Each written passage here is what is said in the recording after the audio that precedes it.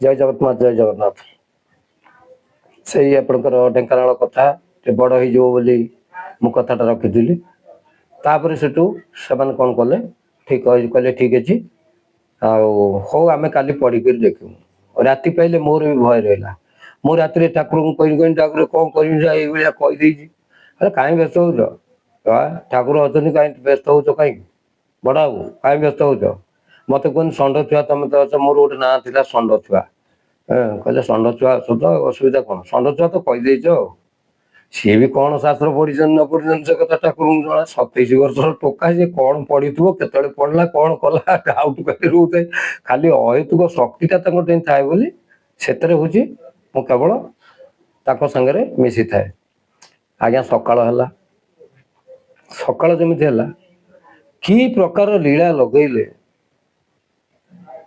ଗୋଟେ ପଞ୍ଚାୟତର ଲୋକ ଆସିଲେ କହିଲେ ଆପଣମାନେ କ'ଣ ସେଟା ଭାବିବେ ଯଦି କାମାକ୍ଷାନଗରରେ କାହାରେ ଆପଣମାନଙ୍କର ସମ୍ପର୍କ ଥବ କାମାକ୍ଷାନଗର କଙ୍ଗେଇଲ ଗ୍ରାମରେ ଆପଣ ବୁଝିବେ। ଯଦି ସେଠିକାର କେହି ଲୋକଙ୍କ କଣ୍ଟାକ୍ଟରେ କିଏ ଥିବେ ବୁଝିବେ। 1998 ମସିହାରେ କିଏ ଜଣେ ବାବା ଯାଇଥିଲେ ପଚାରିବେ ଖବର ପାଇଯିବେ ହେଲା। ସେଠୁ ତାପରେ ସକାଳକୁ ଲୋକ ସବୁ ଆସିଲେ। ଲୋକ ଆଜ୍ଞା ମାନେ ହଜାରେ ସୁଅ ଛୁଟିଲେ। ମୁଁ ଦେଖିକିରି ଆଶ୍ଚର୍ଯ୍ୟ ମୁଁ ଆମେ କେମିତି କଟକ ଯିବୁ ଇଏ ଢେଙ୍କାନାଳିଆ ଜାଗାରେ ରହିବାକୁ ଆମକୁ ଭଲ ଲାଗୁନି। ଆମେ କଟକ ଗଲେ ଟିକେ ବିଡ଼ି ଚା ଫା ମୁଁ ସେଥିରେ ବିଡ଼ି ଚା ଜୋର ଖାଏ। ବିଡ଼ି ଚା ଫା ଖାଇବି ଆଉ ନଗଲେ ହବନି ଆଉ। ମୁଁ ଭାବୁଥାଏ କେମିତି ଚଞ୍ଚଳ ଏଠୁ ଖସୁ ଗାଉଁଲି ପରିବେଶ ଟିକେ ଭଲ ଲାଗୁନଥାଏ। ସେଠୁ ତାପରେ ଆପଣଙ୍କର ଯେମିତି 7ଟା 7:30 ଆମର ସବୁ ଗାଧୁଆ ପାଧୁଆ ସରିଗଲାଣି। ସରିସାରିଥାଏ ସେଠୁ ପଚାରିଲୁ କହିଲୁ ଆଉ ମୁଁ ଠାକୁର ଇଏ ଲୋକ କ'ଣ ଆସିଲେଣି? କହିଲା କେତେ ଲୋକ ଆସିଲେଣି? ମୁଁ କହିଲି ଇଏ ତ 500 ଖଣ୍ଡେ ଲୋକ ଆସିଲେଣି। ଇଏ ଆଙ୍କୁ ସବୁ ବିଦା କରିକିରି କେତେବେଳେ ଯିବେ? ସେ ତ ସବୁ ସମସ୍ୟା ସମାଧାନ କରନ୍ତି ନା ଯାହାର ଯୋଉ ରୋଗ ବୈରାଗ ଭଲ ମନ୍ଦ ଯାହା ହେଇଥିବ। ନିହାତି ମୁଁ ଦେଖିଲି ପଦେ ଲେଖା କଥା ହେବା ପାଇଁ ହେଲେ ଇଏ ରାତି ହେଇଯିବ ଆଜି ଯାଉନାଉ। ଏଣୁ ମତେ କହିଲେ ଠିକ୍ ଅଛି ଏଠି ଆଉ ତାଙ୍କ ଘରେ କ'ଣ ଯାହା ହବ ତାଙ୍କୁ ସବୁ କହିଦିଅ। ସେ ଆସିଲା ବେଳକୁ ସେ ଯୋଉ ମନ୍ଦିର ଅଛି ଶିବ ମନ୍ଦିର ସେ ପାହାଡ଼ କତିରେ ବୋଲି ହଁ କହିଲେ ସେଇଠିକି ସବୁ ଯାଆନ୍ତୁ। ସେଠୁ ସମସ୍ତଙ୍କୁ କୁହାଗଲା ଏଠି ଘର କତିରେ ଝାମଲା କାହିଁକି କରିବ ତୁମେ ସେଠିକି ଯାଅ ଠାକୁର ଯିବେ। ଯାହା ହଉ ଗଲେ ଆଉ। ଗଲା ପରେ ଆପଣଙ୍କର ସେଠି ଯେମିତି ଖାଲି ଗୋ ଘା ହେଲେ ଜାଣିବ ଗୋଟେ ମେଲଣ ହଉଛି ଆଉ। ମୁଁ ଘଡ଼ି ଘଡ଼ି ଯାଇ ଦେଖୁଥାଏ ମାନେ ଗୋ ହଉଛନ୍ତି। କହିଲା ଯା ତାଙ୍କୁ କହିବ ସବୁ ଯାକ ଅଲିଆ ପଡ଼ିବେ।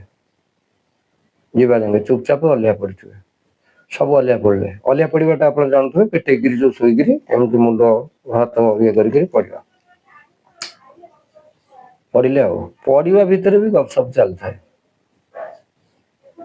200ରୁ 300 ଭଳିଆ ଲୋକ ଅଲିଆ ପଡ଼ିଥାନ୍ତି। ଗପ ଚାଲିଥାଏ ଆଉ। ମୁଁ କହିଲି ଆଉ ଆସୁନାହାନ୍ତି ତାଙ୍କୁ ବିଦା କରି କାହିଁକିନା ମୋର ଲକ୍ଷ୍ୟଟା ରହୁଛି ଅଲଗା।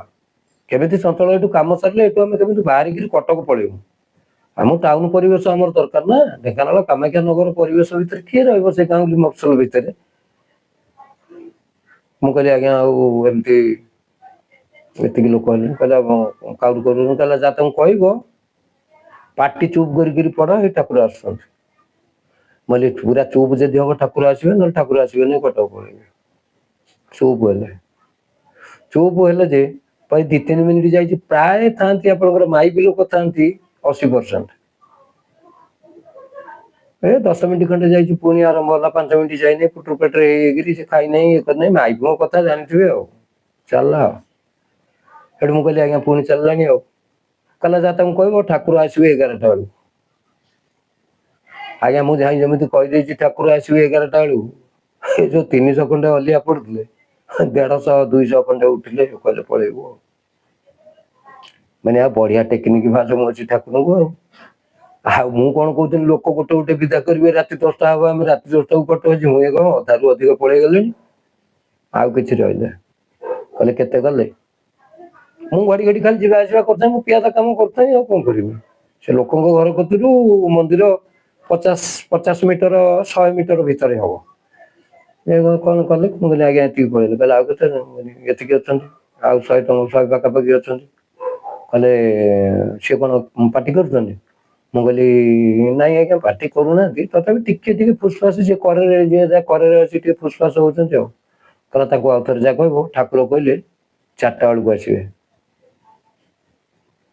ମୁଁ କହିଲି ଆଜ୍ଞା ଆପଣ ମାନଙ୍କୁ ଭୋକ ଶୋଷ ହବ ଆପଣମାନେ ଯାଆନ୍ତୁ ଠାକୁର 4ଟା ବେଳକୁ ଆସିବେ ଆଉ ତ ଦେହ ଖରାପ ହବ ନା। ତମେ ବର୍ତ୍ତମାନ ଠାକୁରଙ୍କ କତିରୁ କିଛି ଉପକାର ପାଇବ ଆସିଛ, ଭୋକ ସମୟରେ ଯଦି ନ ଖାଇବ ଦେହ ଖରାପ ହବ। ମୁଁ ଟିକେ ବନେଇଛନ୍ତି କହିବାରେ ଏକ୍ସପର୍ଟ ନାହିଁ, କାରଣ ଷଣ୍ଢ ଥିବା ଉପାଧି ମତେ ଗୋଟେ ସେଠି ମିଳିଛି ମାନେ ମୁଁ କଣ ଆଉ ଗୋଟେ ଅର୍ଡିନାରୀ କୁଆଳିଆ ନୁହଁ ନା କଣ। ବିଶ୍ୱାସ କରିବେନି, ପଳେଇଗଲେ ସେଇ ଯୋଉ 80 ଖଣ୍ଡେ ଥିଲେ ତା ଭିତରୁ ପଳେଇଗଲେ କମ ସେ କମ 50 ଜଣ ଖଣ୍ଡେ ପଳେଇଲେ, 30 ଜଣ ଖଣ୍ଡେ ରହିଲେ। ଯୋଉ 30 ଜଣ ରହିଲେ ସେମାନଙ୍କର ବୋଧେ ଟିକେ ଯନ୍ତ୍ରଣାଟା ସେଇଭଳି ଅଛି କି ଦୃଢ ବିଶ୍ୱାସ ଅଛି। ତାପରେ କହିଲେ କେତେ 30, ମୋର 30 ଖଣ୍ଡେ ଅଛନ୍ତି ଆଉ, କହିଲା ଯିବା। ଆସିଲୁ ଆଉ। ସିଏ ଯୋଉ ମେଲଣ ଦେଖିବା ପାଇଁ ଦେଖଣାହାରୀ କିଛି ଅଛନ୍ତି ଆପଣଙ୍କର ସବୁ ଦୀକ୍ଷିତ ବାଲା।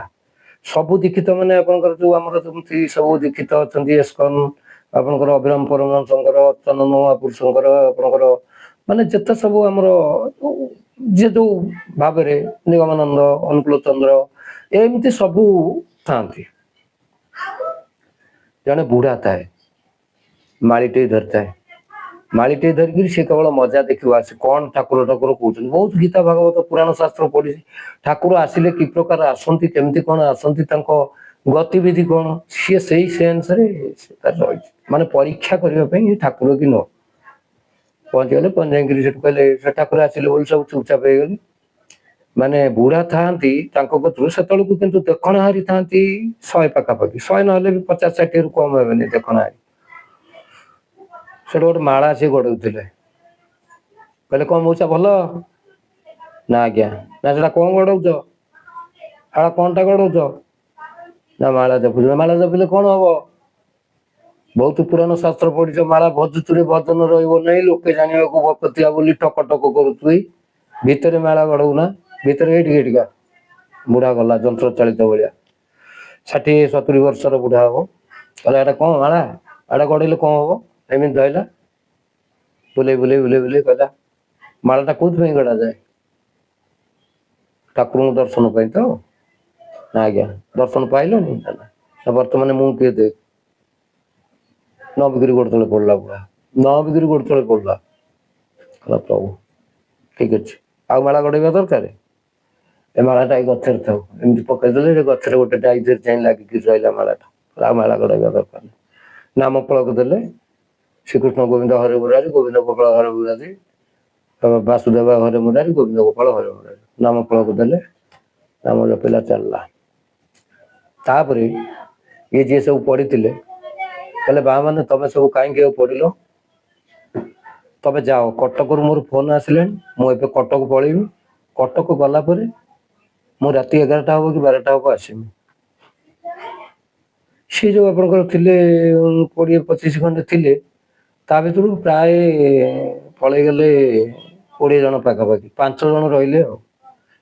ମାନେ କାହାକୁ ଆଉ କିଛି କହିନାହାନ୍ତି, ସବୁ ପଳେଇଗଲେ। ମୁଁ ଭାବୁଥିଲି ସମସ୍ତଙ୍କର ସମସ୍ୟା ବୁଝିବେ, ଇଏ କରିବେ, ମାନେ ଏମିତି ଚକର ଚଲେଇଲେ। ମାନେ ମୁଁ ତ ଜାଣେ ଟିକେ ପ୍ରଭୁଙ୍କ ମାୟା ଜାଣେ, ପ୍ରଭୁଙ୍କ ମାନେ ଡାଇରେକ୍ଟ ପ୍ରଭୁଙ୍କ ମାୟା ଜାଣିଛି, ଆଙ୍କ ମାୟା ବି ଜାଣିଛି। ପ୍ରଭୁଙ୍କ ଡାଇରେକ୍ଟ ପ୍ରଭୁଙ୍କ ସାଙ୍ଗରେ ତ ମୋର ସମ୍ପର୍କ ଅଛି, ମୁଁ ଜାଣିଛି ମାୟାଧର କଣ କରିପାରନ୍ତି। ତାଙ୍କୁ ବି ସେଇ ଲିଷ୍ଟରେ ବି ମୁଁ ନଉଥିଲି ମାୟାଧର, କାହିଁକିନା ଅଲୌକିକ ଜିନିଷ ଯେତେବେଳେ ଦେଖୁଛି ମୁଁ ତାଙ୍କୁ ନ ଭାବିବି କେମିତି? ଭାବନା ଏବେ ବି ମୋର ତାଙ୍କ ପ୍ରତି ଖରାପ ଭାବନା ନାହିଁ, ନା ଯିଏ ଯୋଉଠି ଆମେ ଯୋଉଠୁ ଉପକାର ପାଇଛୁ ଅକୃତଜ୍ଞ କାହିଁକି ହବା। ସେଠୁ ଆଉ ଯେତିକି ରହିଲେ କହିଲେ ଆମେ ଯାହା ହେଲେ ଆମେ କହିଲେ ତମେ ରହିବ ଏଠି ରାତି ବିକାଳି, ଜଙ୍ଗଲିଆ ଜାଗା, ବାଲି ଫାଲି ଆସିବେ, କିଛି ସେ ଶୁଣିଲେନି। ସେ ଯୋଉ 5-6 ଜଣ ଥିଲେ ତାକୁ ଉଠେଇଲେ, ଟିକେ ଝାଡି ଝୁଡି ଦେଲେ। ସେ ଘଣ୍ଟେଇ ଇଆଡୁ ସିଆଡୁ କଥାବାର୍ତ୍ତା ଚାଲିଲା, ଆଉ ସବୁ ଲୋକଙ୍କ ସାଙ୍ଗରେ କଥାବାର୍ତ୍ତା ଚାଲିଲା, ଆଲୋଚନା ବି କିଛି ଚାଲିଥାଏ। ସେ ଆଲୋଚନା ସବୁ ତ ମନେ ନାହିଁ, ଯାହାହେଲେ ଧର୍ମ ସମ୍ବନ୍ଧୀୟ ଆଲୋଚନା ଆଉ। ବିଦାବିଦି ବିଦା କରିଲେ, ଆଙ୍କୁ ସେଠୁ ନାମ ଫଳକ ଦେଲେ, କହିଲେ ଏଇଆ କରିବ ଯାଅ। ଗଲା କାମ ଆପଣଙ୍କର ଓଭର। 11ଟା ବାଜିନି ତ ତା ପୂର୍ବରୁ ଏ କାମ ସବୁ 10:30 ସୁଦ୍ଧା ସରିଗଲା। ମାନେ ମୋର କଳ୍ପନା ନଥିଲା ଯେ, ମୁଁ ଭାବିଲି ଆଜି ଇଏ ଯିବେନି, ଆସନ୍ତା କାଲି ଯିବେ। ସେଇଦିନ କଟକ ଆସିବା ତ ମୋର ଲକ୍ଷ୍ୟ ରହୁଛି। କଟକ ଆମେ ଆସିଲେ ଆମକୁ ଭଲ ଲାଗିବ, କଟକ ପରିବେଶ ଟିକେ ଭଲ, ଆମେ ବି ଯୋଉ ଜାଗାରେ ସତ୍ସଙ୍ଗ ହୁଏ ସେ ଜାଗାଟା ବି ସୁନ୍ଦର ଜାଗା। ଏଠୁ କଟକ ଆସିବା ପାଇଁ ତତ୍ପର ହେଲୁ। ସେଠୁ ସେଦିନ କଥା ହଉଥିଲା ଯେ ନାଇଁ ତୁମେ ଆଜି ରୁହ। ରହିବା କଥା କଣ ଯେତେବେଳେ କୁହାଯିବ, ସେଠୁ ରହିବା କଥା ସ୍ଥିର ହେଲାନି। ମୋର ତ ମନେ ମନେ ବିଚଳିତ ଅଛି କେମିତି କଟକ ଯିମୁ, ଆଉ ମୋ କଥା ତ ସିଏ ତ କୁହନ୍ତି ଭଗବାନଙ୍କର ଅନ୍ୟ ନାମ ଅନ୍ତର୍ଯ୍ୟାମୀ, କିନ୍ତୁ ମୋ ଭାବନା ସିଏ ଜାଣିପାରିକିରି ଆପଣ ବିଶ୍ୱାସ କରିବେନି ଏମିତି କଲେ କଟକ ସେଇଦିନ ଆସିବା ପାଇଁ ଆମେ ଆସିଲୁ। କଟକ ଯିବା ପାଇଁ ଯେତେବେଳେ ବାହାରିଛୁ ସେତେବେଳକୁ 3:30 4ଟା ଖଣ୍ଡେ ହେଇଛି ଟାଇମ। ଆପଣ ବିଶ୍ୱାସ କରିବେନି, ଆମେ ତ ସିରିଏଲରେ ଦେଖୁଛୁ ଏବେ, ସେତେବେଳେ ତ ଏତେ ଆଭେଲେବୁଲ ସିରିଏଲ ନଥିଲା। କୃଷ୍ଣ ଯେତେବେଳେ ମଥୁରା ଛାଡିକିରି ଯାଉଥିଲେ ବା ଗୋପ ଛାଡିକିରି ମଥୁରାକୁ ଯାଉଥିଲେ, ମାନେ ତା ଠାରୁ ଅଧିକ ଲୋକ ମୁଁ ଏଟା ଆଖିରେ ଦେଖିଛି। ବିଲ ଭିତରେ ଦୌଡ଼ିକିରି ଆସୁଥିବେ, ସମସ୍ତେ କାନ୍ଦୁଛନ୍ତି, ସମସ୍ତେ କାନ୍ଦୁଛନ୍ତି। ସେ ଗାଁ ସାରା ଆଖପାଖ ଯେତେ ଖଣ୍ଡ ମାନେ ବୁଢା ଟୋକା ଆପଣଙ୍କର ଏଇ ଯୋଉ ସ୍ତ୍ରୀ ଲୋକ ଝିଅ ସମସ୍ତେ କାନ୍ଦୁଛନ୍ତି। ମୁଁ ଇଏ କି ଲୀଳା, ହେ ପ୍ରଭୁ ଇଏ କି ଲୀଳା। ମୁଁ ମାନେ ମାନେ ପାଗଳ ହେଇଯାଉଥାଏ। ମାନେ ମୁଁ ବି ବର୍ତ୍ତମାନ ସେ କଥା କହୁଛି, ମୁଁ ବର୍ତ୍ତମାନ ସେ ଦୃଶ୍ୟ ମୋ ଆଖି ଆଗକୁ ମୁଁ ପାଗଳା ହେଇଯାଉଥାଏ। ମାନେ ସେ ଆପଣଙ୍କର ପେପରଟାକୁ ଛାଡିବାକୁ ନାରାଜ। କମଟା ହଉ, ମୁଁ କହିଲି ପ୍ରଭୁ ଏ କି ଲୀଳା। ହଉ ପଳେଇବେ ଆଉ, କହିଲେ ହଉ ତୁମେ ଯାଅ, ମୁଁ ପୁଣି ଆସିବି। ମାନେ ଯେମିତି କୃଷ୍ଣ ସାନ୍ତ୍ୱନା ଦେଇକିରି ଗୋପୀଙ୍କି ଯାଇଥିଲେ, ଏବେ ଆମେ ସିରିଏଲରେ ଦେଖୁଛୁ, ଭାଗବତ ତ ପଢିଛୁ, ଯାହା ତ ଇଏ କରୁଛୁ, ମାନେ ଏକ୍ଜାକ୍ଟଲି ସେଇଭଳିଆ ସାନ୍ତ୍ୱନା ଦେଲେ। 1.5 ଘଣ୍ଟା ଲାଗିଗଲା ସମସ୍ତଙ୍କୁ ବିଦା କରିବା ପାଇଁ। ତାପରେ ଆମେ କଟକ ଆସିଲୁ। ତାପରେ କଟକର କଥା ଆପଣଙ୍କୁ କହିବି, କଟକରେ କଣ ସବୁ ଅଲୌକିକ ହେଇଥିଲା। ସମୟ ଟିକେ ହେଇଯାଉଛି ତ, ସେଥିପାଇଁ ଟିକେ ଇଏ କରାହଉଛି। ଆପଣ ଆପରେ ମୋ ଫେରେ କଟକ କଥା କହିବି। ଜୟ ଜଗନ୍ନାଥ, ଜୟ ଜଗନ୍ନାଥ।